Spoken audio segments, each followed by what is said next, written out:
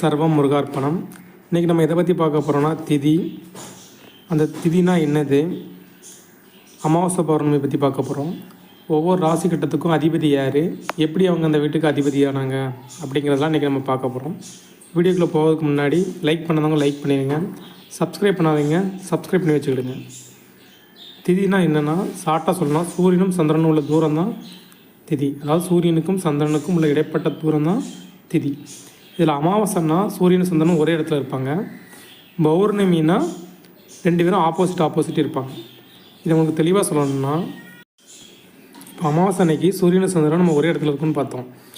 அந்த சந்திரன் என்ன செய்யணும்னா சூரியன்லேருந்து தினமும் ஒரு 12 டிகிரி வரைக்கும் நகர்ந்து போய்கிட்டே இருப்பார். சரிங்களா? பௌர்ணமி அன்னைக்கு கரெக்டாக பார்த்தீங்கன்னா சூரியனுக்கும் பௌர்ணமிக்கும் இடையில் 180 டிகிரி தூரத்தில் இருப்பார் சந்திரன்.